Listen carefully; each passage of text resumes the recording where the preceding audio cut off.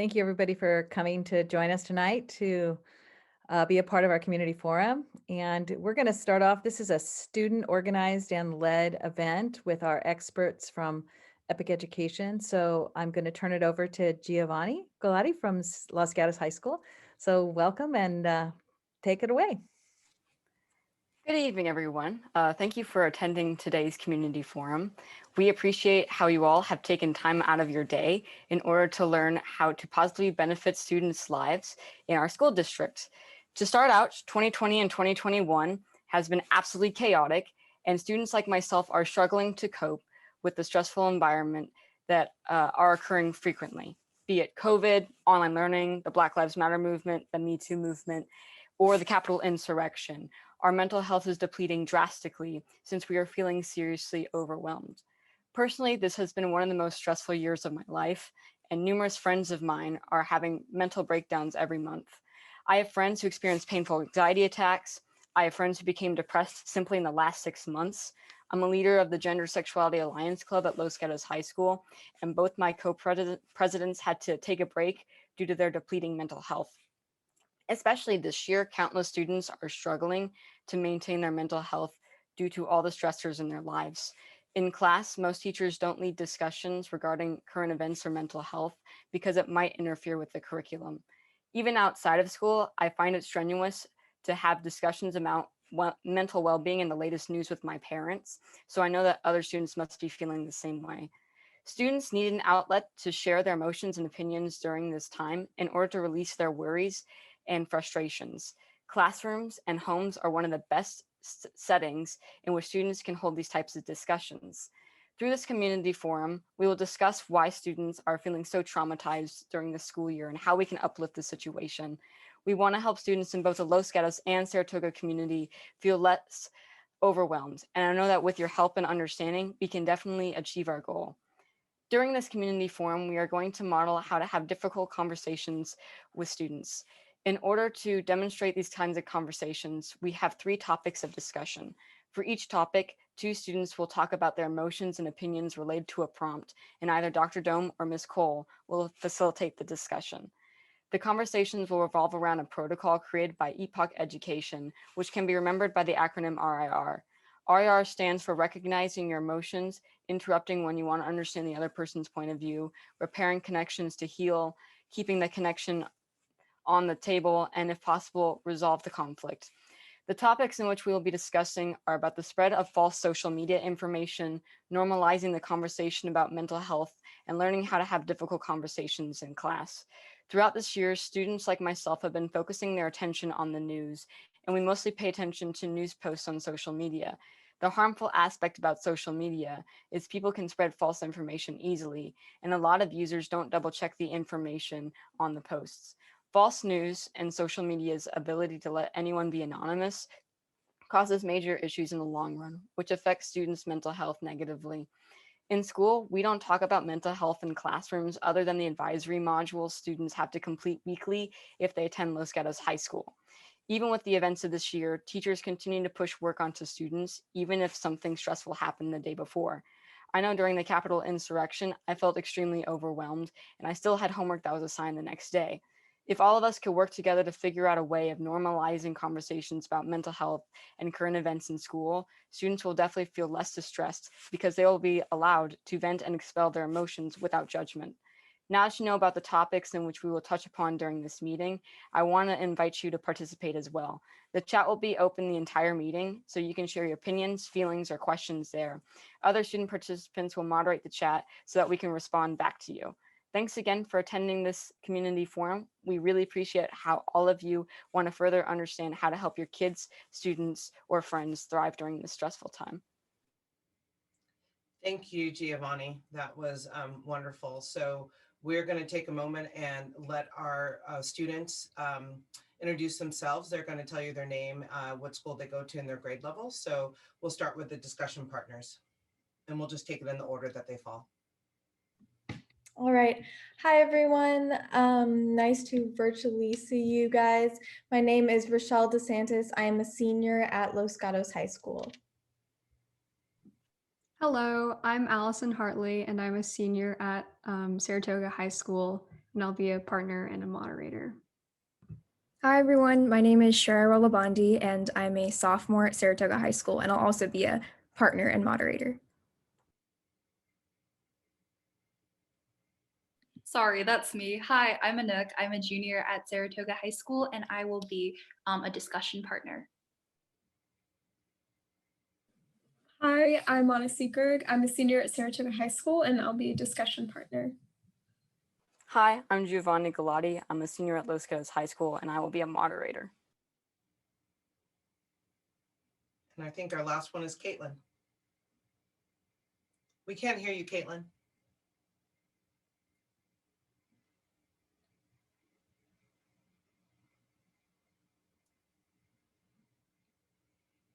Well, we'll let you work on your sound, and then we'll introduce you when we get to your group, okay? But we can't hear you, so we want to figure that one out. Okay, thanks, Kel. All right, so before we jump into the partners and the kind of practice of the protocol, we wanted to review the protocol. And Giovanni did a great job of doing an overview, but just to go a little bit into detail, the RIR is a protocol that if we use it either interpersonally, intrapersonally, or organizationally, you can begin to see a way to engage with one another through compassion. And the framework is called compassionate dialogue for that reason. It doesn't mean that we go easy, that we don't address things. What it means is the way we do it is with the intent of trying to really support the other person, support ourselves, seek to understand, and be able to move forward together in the conversation. So the first step of the protocol is recognize. And one of the things that we do about that is trying to figure out how to get us in touch with our feelings. So how does it make me feel? What happens in my body? Am I having a physical reaction?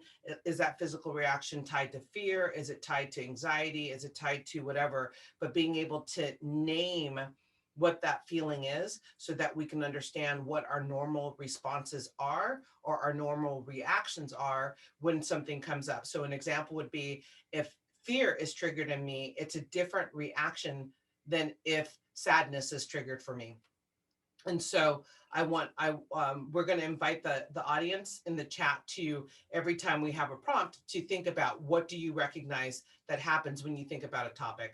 The second part of the protocol is interrupt. So once you recognize what that feeling is, how do you interrupt it? If something triggers you, if it's a statement, if it's a policy, if it's an action, if it's a belief, if it triggers an emotion in you that you need to address, when you interrupt, when we talk about compassionate dialogue, the idea is, how do I interrupt with a question? What question can I ask to learn more and discover the intent instead of making assumptions or responding with anger? I want to really be present. So I want to have a dialogue.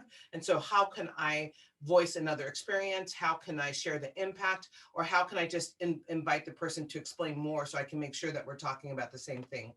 And then the third part of the protocol is repair. And the repair, I always say, this happens. What do you say to the person that you've had this interaction with 24 hours later, a week later, or a month later? How do you keep engaged? Because what typically happens when we interrupt and it feels uncomfortable is the next time we see the person we've had that interaction with, we tend to avoid each other. And so rather than avoiding each other, how do we come back and deepen that relationship and also normalize, as Giovanni said so well, this idea that conflict is a normal part of our existence and it's a normal part of our lives. And it's the way things get better is by us working through those kind of complicated, uncomfortable points.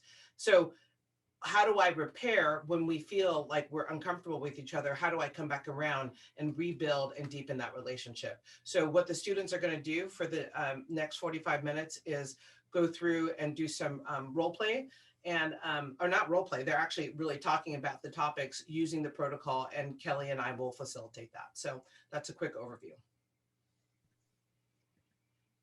Thank you, Nancy. And you're going to see this slide come up several times throughout the presentation because what we find is when we don't kind of train ourselves in the recognize, the first thing we often recognize is our projection of the other person.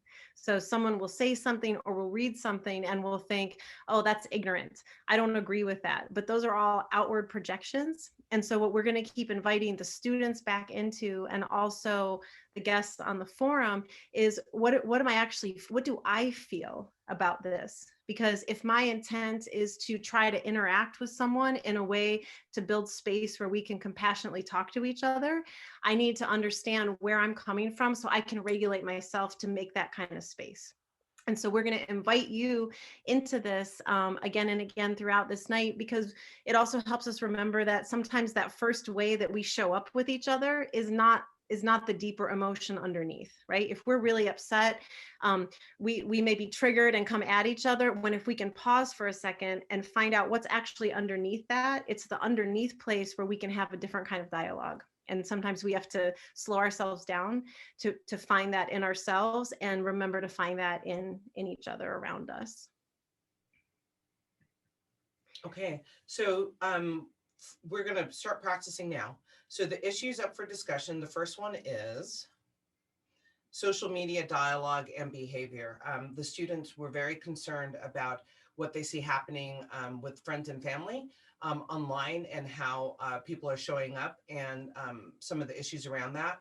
So when I share this with you as an attendee, when you think about your own experiences with social media right now, what's happening and the behaviors and the comments and all the things, what are some of the feelings that come up for you? And so this is one of the times we want to practice. So in your chat, if you're willing to, could you put down a feeling when you think about your own experiences with social media dialogue and behavior? What's a feeling that comes up for you? And share that in the chat with the panelists.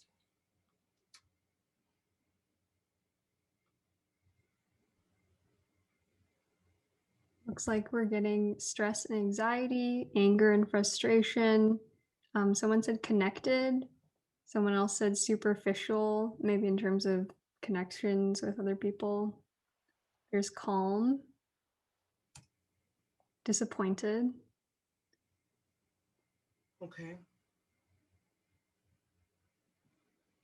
Someone said that the message that hits most is the one that gets the narrative, which is interesting. We can talk more about how to use RIR for that. Anxious, insecure, there's glamour, hostility, and disappointed. Okay. So we have a theme there. And so other people, the students are not alone. You're also, those of you outside of there are feeling this way about it too. And so how do we have these conversations? And that's what we'll practice. The next issue that we'll discuss after that will be normalizing mental health conversations, and creating a space for people to actually be able to share what they're feeling and how they're feeling, so that they can ask for support. So when you think about how you feel right now about having conversations that are around mental health, what are the feelings that come up for you? So again, if you can add them to the chat, that'd be great.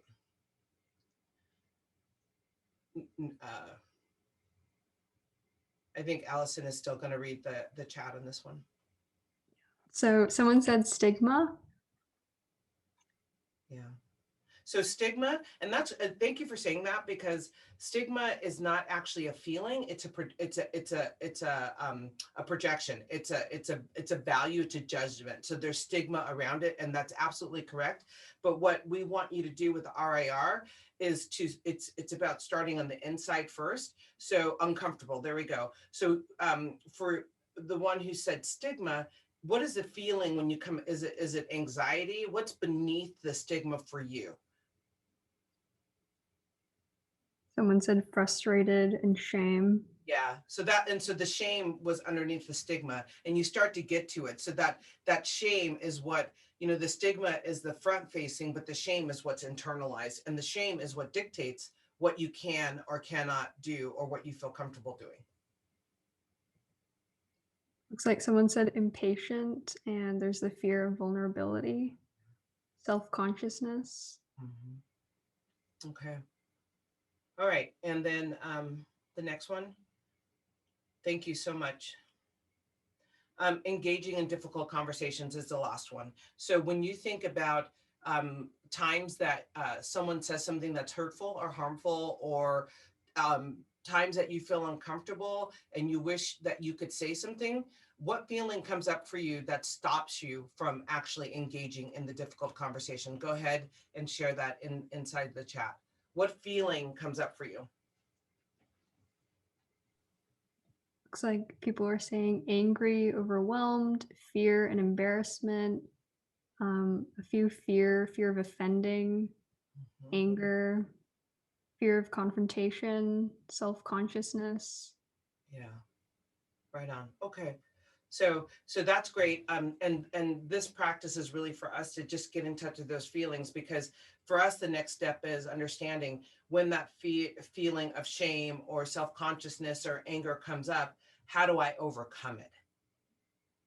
And so this brings us back to the will. So all those things you can find or recognize in this wheel here. And so what we're going to do is, when you're on the outskirts, like Kelly was talking about, frightened or indifferent or annoyed, we're going to invite you to take that in and go deeper. What is the real feeling underneath it? Because then again, that's how we begin to move forward. So we're going to start with a practice. All right, so Rochelle and Allison are going to do the partners for this. So if the two of you can unmute, so we can do this. And the prompt was the sharing of false information and the sense of anonymity that disconnects people from their actions. How do we increase our responsibility and ownership of our interactions? So we've got the statement and what we want to do. So my first question to both Allison and Rochelle are, when you think about the social media, what are the feelings that come up for you when you think about what's happening right now in your social media? Do you want to go, Allison, first? Go ahead. Okay. Well, I think that when I see like false information or conflict or people arguing on social media, for me, the first feelings that come up are frustration and anger, just kind of like a why. And also, I think kind of like a disappointment in like my community and my peers and whatever I'm seeing. So those are my primary feelings. Okay. And Rochelle, when those feelings come up for you and you can focus on one of those, how would you typically, without the RIR, if you're frustrated or angry, what would be your typical response in general if you weren't really thinking, or I shouldn't say response, reaction. The response actually means that you've thought about it, but what's a typical reaction when you're in those emotions? Well, I think either two things happen depending on how much energy I have that day. One, I just turn off my phone and walk away, like kind of frustrated. Or second, I'll actually just kind of like get into the argument, maybe not in the best way, and just kind of be like, no, don't say that, and kind of involve myself, but it never really helps. Okay, thank you. Okay, Allison, what are the feelings that come up for you? And then the same thing, when those feelings come up, what would your normal reaction be if you really didn't ride that emotional wave and think about the protocol?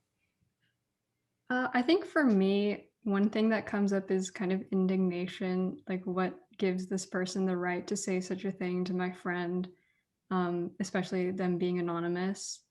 And another one is like I kind of feel guarded. I don't feel that comfortable like reaching out to strangers or putting like my personality out on social media if I feel that that's going to be like taken down by someone else. Mm-hmm. Mm-hmm. Mm-hmm. And so for both of you, why don't you talk to each other now? How would you interrupt it? So what are some ideas that you both have for interrupting? What would you say if you gave that example, Allison, of, the indignation and someone saying something to a friend and needing, what's a question you could ask, or what's a statement you can say, or what could you share to actually interrupt and stop what's happening in the moment? I think one thing that might make the person think about what they're saying is saying like, why are you saying that? Or like, what do you get out of saying this? Mm-hmm. Yeah, I agree with Allison. Sometimes like I get curious and I think that it can be useful to kind of just like find out what their motivations are. And another question would maybe be like, have you thought about the person on the other side of the screen who's reading what you're typing? And have you thought about like how someone else might feel when they read that or see that you posted that? Yeah, absolutely. Building on empathy, right? Trying to get them to be empathetic and to put it out there. Um, okay. And what would it take for you, either of you, to interrupt, to do that, to lean in and actually engage? What would it take for you to do that? For me, I would say that I felt um like comfortable and that I was like one physically like safe. Mhm. And even on social media, like you're not really in a physical setting, but there's still like risks. And there are some students who get death threats on social media. So in a position where I felt that I could speak out without putting myself or my privacy or my well-being at risk, and also that I felt maybe that the person on the other end would really listen to me and wanted to hear my questions. Yeah, I completely agree with what you just said. And I think adding on to that and thinking about like my own well-being, I think there are a lot of people that can be trolls. Like that just goes with the anonymity of social media. So also like having the energy to engage with different people. Um, and also I think I would be more inclined to engage if it was hitting close to home, like if it was a friend of mine or a family member that was being affected. Yeah, great, thank you. Okay, so we're going to get to the R, repair. So we've talked about the impact of the behavior of the behavior. We talked about strategies to interrupt that you could do, and it is very personal. Interruption is very personal. It's reflected by who you are. I'm very outgoing. I tend to be outspoken. I don't expect someone to interrupt exactly the way I do, right? So we have to find what works for us. But when we think about this bigger picture of the kind of social media dilemma, what are some strategies that you two can think of to repair? Like what can you do to actually begin to change what you're seeing happening here, the false information, the anonymity, the those things? What are things that you think that could be a start to repair it? I think especially if I know, oh No, sorry. go ahead, Allison.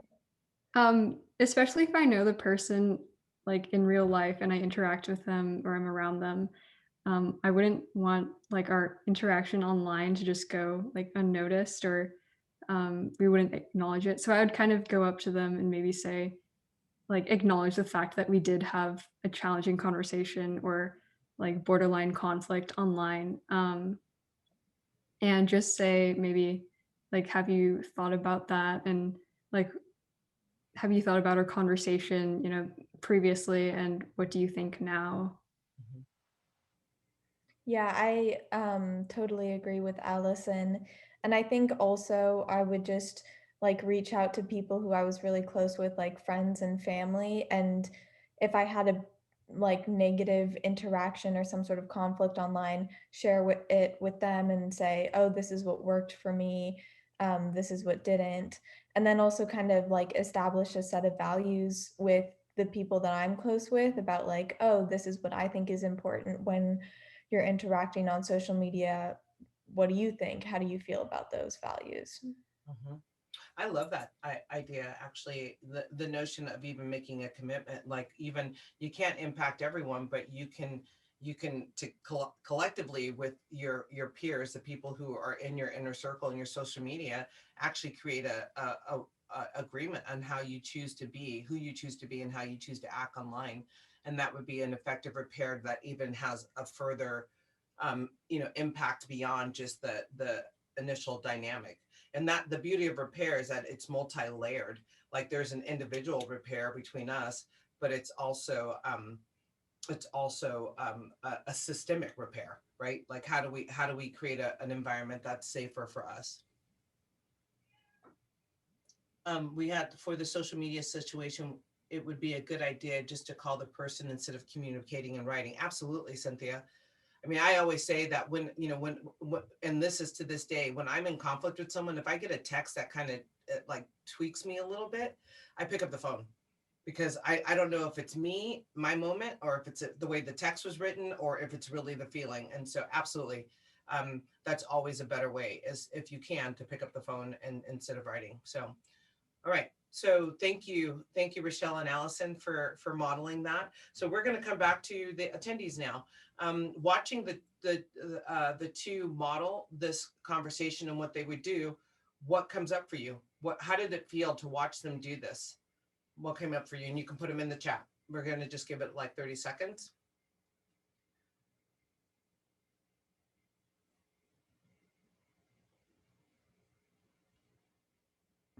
We have, how do you deal with this misinformation? How do you help them learn the right information? Also normalizing. Mm-hmm.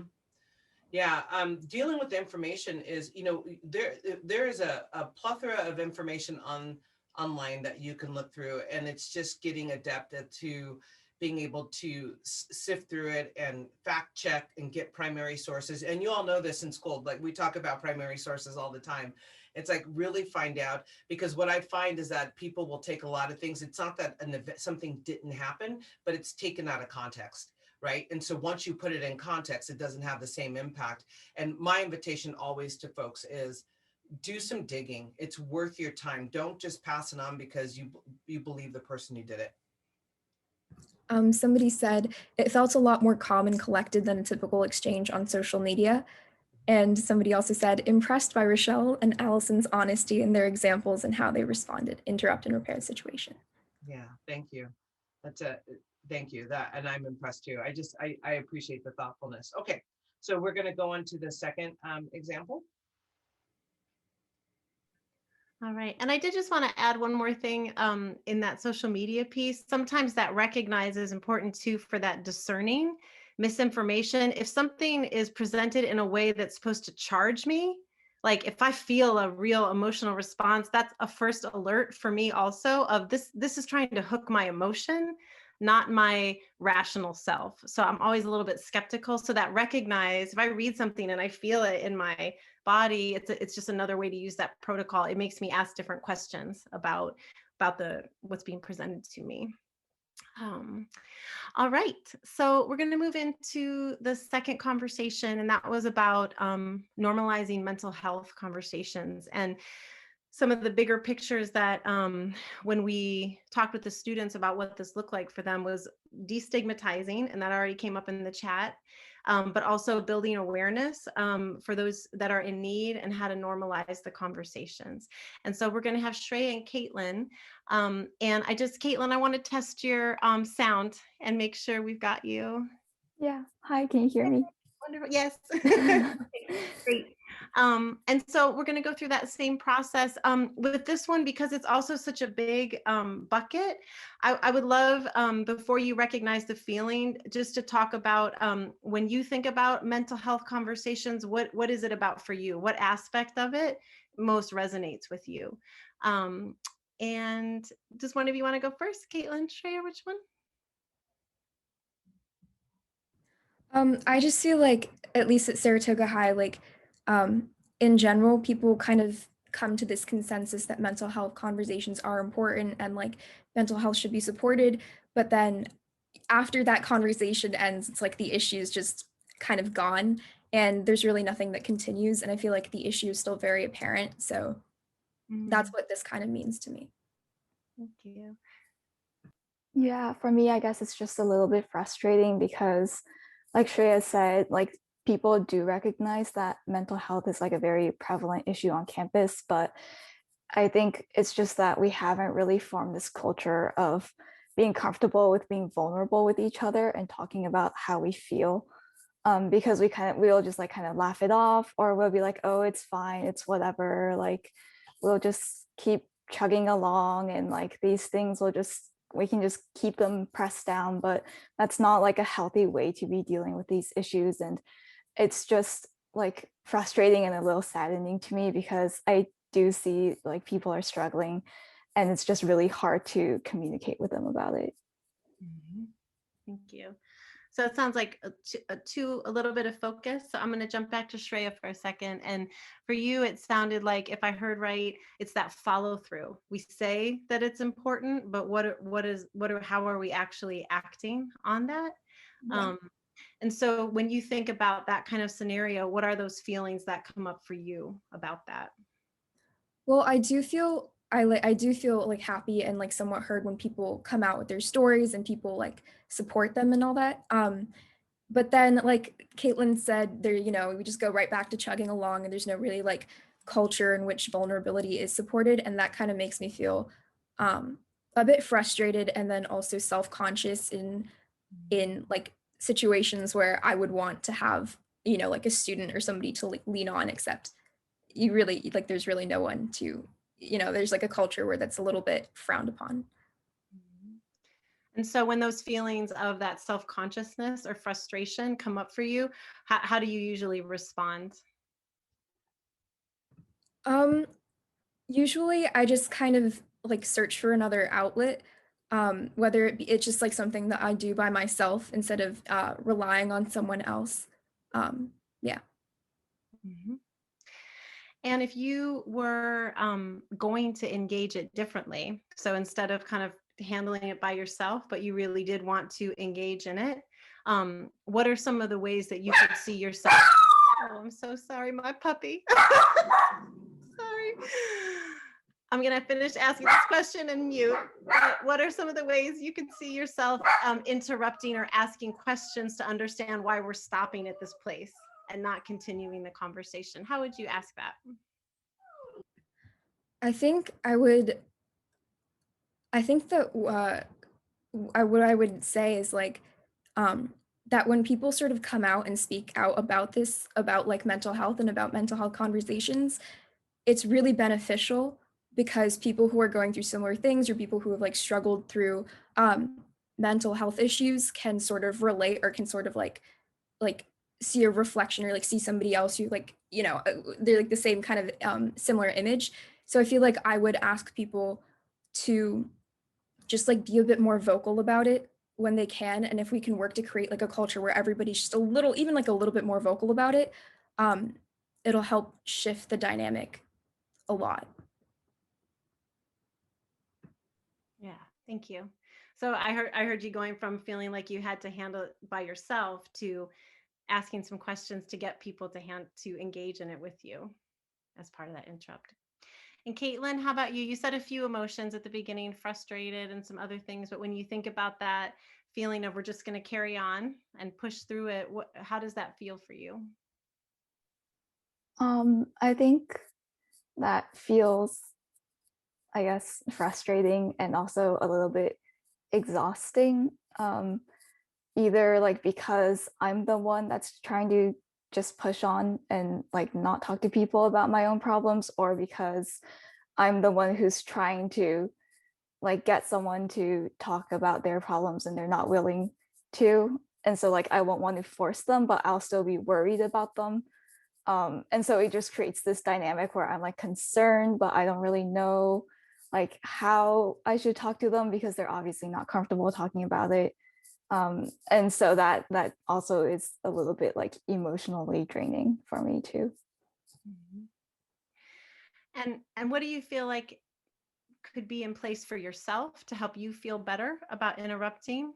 Because I heard you being worried about how someone else was going to respond to it, but what could be in place that could help you feel more comfortable interrupting or talking to someone about it? I think I normally would just, I don't know, like I would still reach out to people who I'm concerned about, but if they don't seem to want to talk, then I kind of tend to just drop it because I don't want to force them into like disclosing anything they're not comfortable disclosing. But I also feel like, I don't know, like offer them some support too, I guess, just like let them know that I'm still here for them, because that's the most I can do at that point. So yeah. Yeah, I heard you like letting them know that you're there, even if they're not responding into what you're asking or offering for them. And what are some ways that to interrupt? What questions do you find that you ask, or perspectives that you could offer to get the conversation happening? I think just asking about like how they feel and sort of like how they've been doing in general lately, instead of like trying to directly target a certain issue, maybe just like try to get them to talk first about how they've generally been feeling, or asking about maybe like, I don't know, it depends on like how comfortable I am with the person, but maybe I'll ask about like why they're feeling a certain way. So I guess questions like that to try to get a better understanding of like exactly why and how they're feeling what they're feeling. Yeah, thank you. And for both of you, when you think about that repair piece of keeping this as a topic for the larger population of people and not letting it just be pushed to the side or brushed off, when you think about repairing and connection, what would you like to see, and what do you feel like you can do to help make a space where it's not just brushed off? I feel like what we can do is just sort of like try to encourage more vulnerability, but along with that vulnerability, make sure that there's like proper support that like we ourselves are like, if we're, you know, if we're being vulnerable, then we're providing the same support that like we'd want from others. I feel like that would help kind of shift the culture. And then just the more like just the more vulnerability there is, like the more comfortable people get with being vulnerable in the first place. So yeah, that's what I'd say. Yeah, I definitely agree with Shreya. I think a lot of this just starts with like you like personally being brave enough to open up to other people, and that in turn makes them feel like you trust them more and they're more comfortable around you, and so they'll open up to you as well. But I feel like this is also something that can't solely be confined to students and students, because in the end we're like, I mean, we're kind of all over the place sometimes. And so I feel like there also needs to be more of this between families, or like between family members as well. And I think that's something that I would like to see too, like maybe just people also, I mean, I don't know, because this is where it gets kind of hard, because it's harder to just talk about these things with parents sometimes. And so I think, I don't know, maybe like creating a culture within the family of like checking in on each other, or just talking about like how we're feeling could also be something that is like helpful. Yeah, thank you. And I think that modeling can be so important, because sometimes, especially if we're hurting, we can be guarded. And so when we show up modeling vulnerability and openness, sometimes it reminds people that they can actually go there too, and it's okay. So yeah, thank you very much. We are going to move into that same kind of practice for our forum guests. So thinking about that wheel again and your emotion, and listening to the very open sharing that Caitlin and Shreya did, what feelings came up for you? What thoughts came up? What did you feel as you were hearing them talk about this issue and thinking about this is what our students are grappling with? And you can go ahead and put that in the chat. So we have a question of, how do we hold others accountable that take advantage of our vulnerability? And then code words to activate action. And then there was a person who said, I'm not alone. And then another person who said, compassion. And I know our school has a culture of talking about mental health, but what about those that don't want to listen or feel it is unimportant? Yep.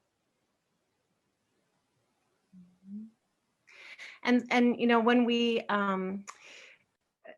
part of the protocol that interrupt, it is meant to invite understanding, but it's also meant to stop a pattern.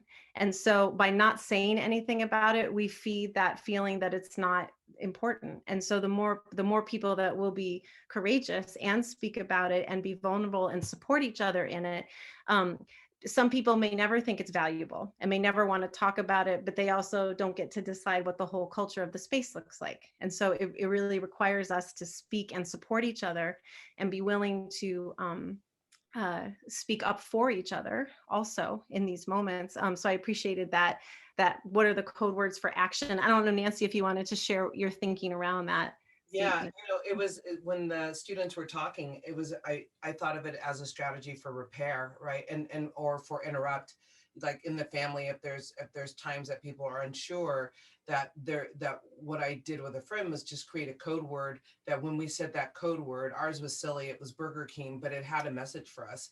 And it meant that we stopped and then we gave each other the attention that we needed, right? And so it's a good strategy because sometimes we don't have the words to express what's coming up for us and we don't know how to ask. But if I could say Burger King and you know that means I'm in distress, then it helps you come to me and help pull it out of me. And so it's a really I think it's an effective way to repair and to normalize this interaction in a way that takes the responsibility off the person who needs the help the most to be the one who to articulate what help they need when they may not be sure, right? But if I know, what I can tell you is I know when I need help. I just don't always know what that help looks like, right? Or if I need to talk. So code words are a way to do that. Thank you. And it looks like David had a question in the chat. How do we handle ridicule or other negative reactions when we try to be vulnerable, which is real? And one of the ways we talk about this protocol is as a sense of self-care.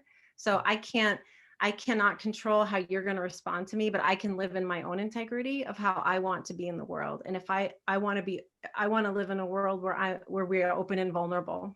And so standing in that for myself and being able, I recognize this, I'm going to interrupt this way or ask this question. And if you're not willing to repair, that's okay, but I'm going to live in this because this is how I feel the most honest. And I know there are other people around me who are going to support that. Yeah. And then I would also add just to that is that, you know, one of the ways, David, is sometimes asking point blank, like when someone is truly trying to hurt you, it's like, is that your intention? Is your intention to hurt me? And by asking, that is a form of interrupt. And so that's why we call it compassionate dialogue. We don't call it easy dialogue, right? Sometimes that interrupt is really poignant. And it's like, are you trying to hurt me? Because that's what's happening. And so you take your vulnerability and you use it as a shield for yourself, and it forces the other person to say either, you know, what I hear a lot from young people is, oh no, I was just joking. No, I didn't mean it. And you're like, well, that's hurtful to me. So it allows you to be strong in your vulnerability. Being vulnerable is not a weakness. Tears are not weakness. And we have to shift our thinking around them and know that they're actually our shields. I think that the more vulnerable and honest I am, the more that I can connect with people, but it also protects me because I have nothing to hide. All right. Okay. We have one more. So Kel, we're going to go 2 slides. Yeah. So Anouk and Manasi are going to do this one, and it's just about how to have difficult conversations. And I think the first 2 were examples of difficult conversations, and now we're just going to go into, there's so many other kinds of conversations that you have to have as students. What you did say was being responsive to immediate student needs, even if it interferes with the curriculum. And I think that was our specific focus, was what happens when students are in need, and staff is also trying to do what they need to do, and they're trying to do, and how do we make space for people to show up where they are and get the supports that they need. So let's start. Whoever wants to start, if you 2 can unmute, and then let's just talk. What comes up for you when you think about the responsiveness piece, specifically the specific piece that we touched on? Yeah, I think the first thing that I think of was actually something Giovanni brought up, just like kind of with this year and the past year, how there have been a lot of things going on like in the world and in the nation. And a lot of the times it feels like those things like immediately impact us as students, but it feels like a lot of the times these things aren't necessarily addressed in class. Like a good example Giovanni brought up was the Capitol riots. And similar to him, I think a lot of my friends and I had the same experience where it felt like, you know, this was such a large thing that was happening in our lives. Like in the 16, 17 years we've been alive, that's probably like one of the most like politically charged events.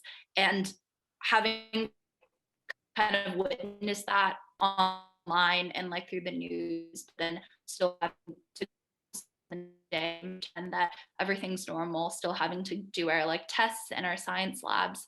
I think that is definitely like an example that I thought of immediately when I saw this. And then, so what feeling came up for you when you think of that example of like that, literally that example of the insurrection and then just kind of everyday work as usual, you know, just kind of that same thing. What came up for you? What feelings were you experiencing? I personally felt it was very disconcerting for me. And I also felt like I was experiencing double the amount of stress because obviously there's this um like this historical and violent event occurring and I'm glued to the news and I'm really stressed about just how this event could affect my life and the lives of like everyone in the nation.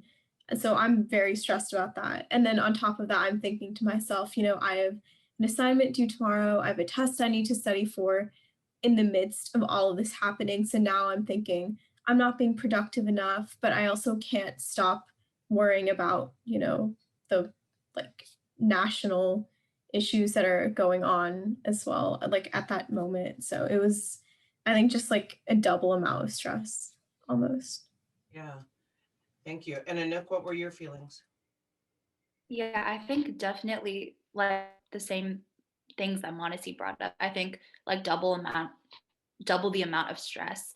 And like I think what's also kind of like tricky about situations like these is because like you feel like you're carrying on like as you would normally do, but then you find yourself at like 1 a.m. with nothing done and you're like doom scrolling through Twitter. And then that's like, it's like kind of then when you kind of realize, oh, I needed to like unpack everything. But now I'm kind of at this place where I have all this work due tomorrow, but I still feel this stress. So it's kind of like a nervous, like, what should I do now? So my question, since this is a real example, how did you interrupt it if you did, and what would you do differently based on what you know now, based on the protocol?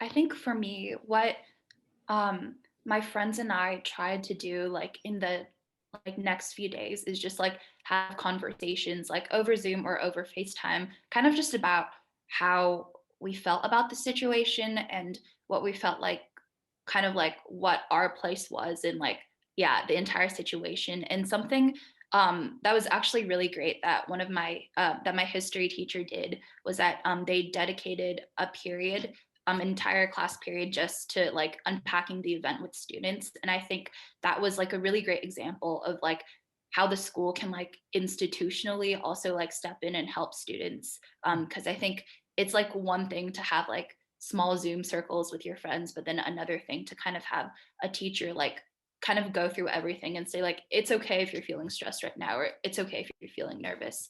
So yeah, those were kind of the two things. And Manasi? Yeah, I completely agree with what Anouk said. I mean, I did talk to my friends about it, but I think I would have appreciated having some support in terms of like class time too, just because school is such a big part of all of our lives. It's where we spend the most time, even if it's virtual.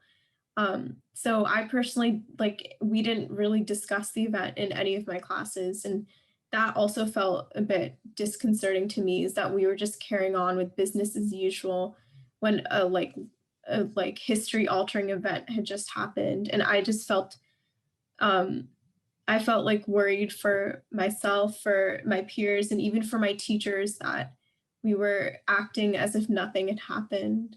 Yeah. So what would you do differently now? What is an interruption that you could have done now that would have led to a different outcome for you, or a potentially more helpful outcome? What's something you could have done now, if you now with hindsight?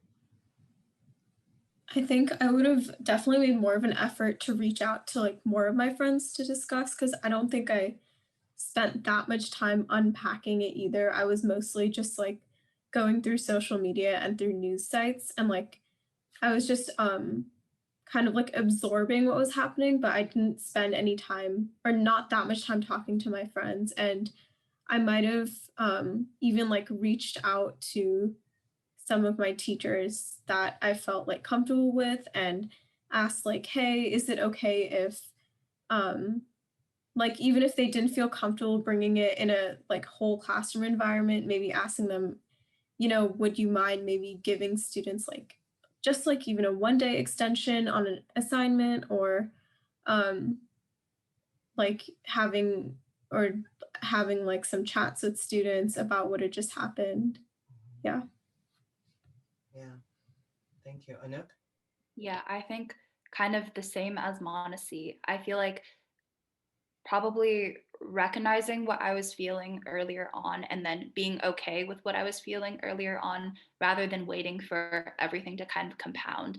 And then like also like Monacy saying, reaching out, I think earlier that those that I think is like something really effective. So you're like preparing for in case you feel like emotionally burnt out, then you've already like reached out to these resources. So yeah, definitely just like recognizing how I'm feeling earlier. Okay. That's wonderful. And so let's move into the repair. So, because this is still to come. So it's never too late to repair. So what could you both do now to ensure that if we ever have another situation like that, that it's handled differently? What are some steps you can do to repair now, and who would you repair with?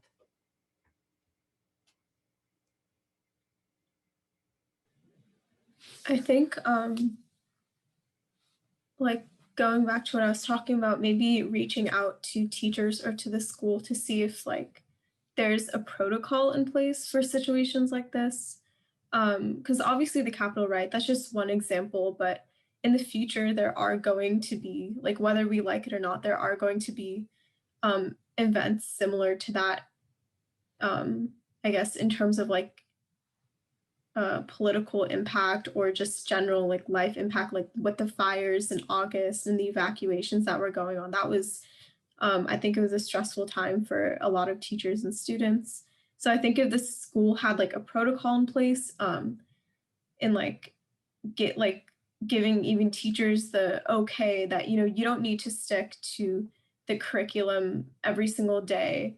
It's okay if you lose one class period to just sit down with your students and discuss with them. I think it would be good if like there was a protocol in place for that, like how to handle events in a school setting. So Monacy, you've got some work to do there about how do you get that going, right? Because that's an excellent repair. I'm getting people to think about the impact it has, and then what can the school do to kind of institutionalize a response when something like that happens, acknowledging that everyone, and I'm sure the teachers would have appreciated us to feel like they had space to also process on some level, right? Anouk, how about you? How would you repair, and with whom? Yeah, I really like what Monacy brought up about like having a school protocol or just knowing what the school policy is like regarding future events like these. And I think another area of repair would definitely maybe even be like student culture, because I think like this idea of like continuing on and feeling like we need to be productive even when there are these like major historic events happening. I think that's also a product of kind of our school culture in a way, like I guess in the sense where students feel like they need to be like chugging along 100% all the time. So I think maybe doing something where, and I don't know how this would manifest exactly, but kind of getting out the message that like, you know, it's okay for you as a student to not be like at 100% all the time. It's okay for you to have to like take breaks, or maybe even ask for extensions because, you know, you need like an emotional break or because there's something happening. So I think maybe starting a conversation about it being okay to put yourself on pause, I think that would also be like another really valuable area of repair. Mhm. Thank you. Yeah, and I think like what Anouk was talking about, it's very important. I think like the way you change like a culture is just like you have to start with yourself first. And I think it's like it would be important to give students like perspective that you know, even if you're not working all the time, it's not going to be an impediment to your future happiness or success or anything. Because I think the reason so many students feel like they need to keep working through everything and like be productive, you know, all the time is because they think that there's something at stake and they think there's something risky about stopping the work to just breathe. And so if there was a way that we could emphasize, like, I don't know if they like talk to adults who can like who can like illuminate their life path or something and just like give some perspective to students who to see that it's actually like okay to stop and take a breath and take a rest, and your future is not going to be jeopardized just because you're taking care of your present self. Yeah, powerful. And I will put the invitation forward for all the panelists and also for those listening, whether you're a student or an admin or a parent, is the repair can be all of our responsibilities, right? It's not just on the young people. And so let's not just talk about it. Let's engage. And so can we start looking and identifying and suggesting repairs that we can do? Some will take more time, but some of them, you know, if it's as simple as a policy, it could be like, let's talk about what is a policy when something, you know, dramatic like that happens. So I'm inviting everyone to really consider how they can be a part of this repair. And so with that, we'll go to I know that we're a couple minutes over time. We need about 5 more minutes and we'll be able to close out. But just that was a powerful conversation. So I really invite the attendees now to go to the chat. What comes up for you as you listen to the students? What feelings come up for you as you listened to Manasi and Anouk talk about just overall the kind of stressors of having difficult conversations? So go ahead and put it in the chat.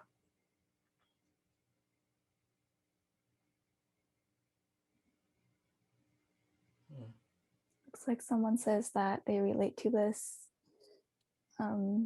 Someone said that this kind of open, reflective dialogue models the way forward. Someone also said that they feel agreement and validation of their own feelings and frustrations. Mm-hmm. Okay. All right. Yeah, go ahead. And someone says that as a school admin, they need to be a part of the repair to allow for an environment that allows for more conversations like this. Someone said they're very impressed with the panelists. Yeah, I am too, I have to say. I am in gratitude for all of you just being so candid and open and having this conversation. And I hope that this is the beginning and not the end of what the conversations could look like. The protocol, both high schools have practiced the protocol on some level, and it's very easy to remember. And so we invite you to really make this a part of how you engage with each other. And also, it's a big piece. Kelly talked about self-care, but it's also about how do we hold people accountable for their actions, right? And if the actions are not at the best that they can be, how do we support them to be better, right? Through the protocol. So with that, we'll close out. Kelly has a couple words to share with us. Yeah, I'm just awed and grateful to have been part of this panel. So I just want to thank all the students too for having this conversation with us. And along with the protocol, we just wanted to leave with a little more language to help facilitate some of these kinds of conversations. And so we wanted to leave with the idea of intent and impact as a way to have deeper conversations. And so again, just remembering the intent is why I'm doing something, but the impact is the way that is received. And so having that in our vocabulary and how we talk to each other, one interruption is, can you tell me what your intent is behind this? But it can also be, hey, I just did this thing, but I'm not sure what was the impact of that. Or, hey, this just happened and I need to share how this impacted me. I don't know if you're aware of it. But having this kind of language, it creates that space of compassion, because we recognize that oftentimes our intent is not malicious. Our intent is coming from what we know, from where we are, but we're not aware of the impact. And so if we can start to have that conversation with each other in a way that is not about demonizing the person and who they are, but it's trying to understand, what did you think was going to happen versus this is what actually happened. That conversation opens up a space for us to get underneath those first ways that we show up with each other.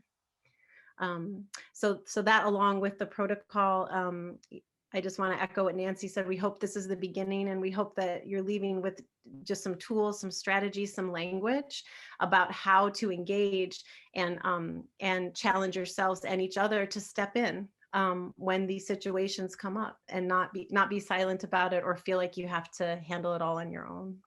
Yeah, thank you. So, Kel, if you go to the last slide, just so folks know, we're Epic Education. Carrie just put in the chat for everybody. There is an evaluation and it's a feedback form for you to let us know how this forum supported you. Did it meet your needs? What else do you need? So we would really appreciate you taking time to click that link and do that. Patty says this was extremely valuable and extremely appreciated. Thanks to all of you. And I want to echo the thanks. And I would just leave it while we leave that up for a few minutes, as people I know are going to start checking out. Are there any questions that anyone has while we let people get a hold of the evaluation and before we close out? Are there any questions?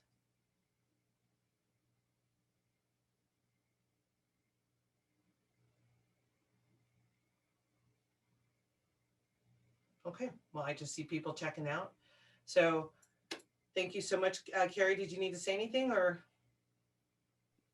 Just if you could please fill out the evaluation, it'll help us know if we're working in the right direction. Also, if you participated and were able to watch and you felt like you got something out of it, we're going to post the link to this session, to this forum, in our Friday letter and other places, so other people can have an opportunity to see it. So please share your experiences if you felt that it was positive, and we hope that we can do something like this again in the future. Yeah. And I want to thank again all the students and Nancy and Kelly for modeling these types of discussions. They're not easy, but the vulnerability and honesty and courageousness that the students showed tonight models the way for all of us. And, you know, hopefully you're encouraged to continue these kinds of discussions beyond this webinar. Yeah, I would echo that. Students rock. Yeah, we have great students. You do. And I appreciate you allowing a venue for them to share their voices and their concerns. So we're happy to be on this journey with all of you, and thank you all for all that you did to be ready for today.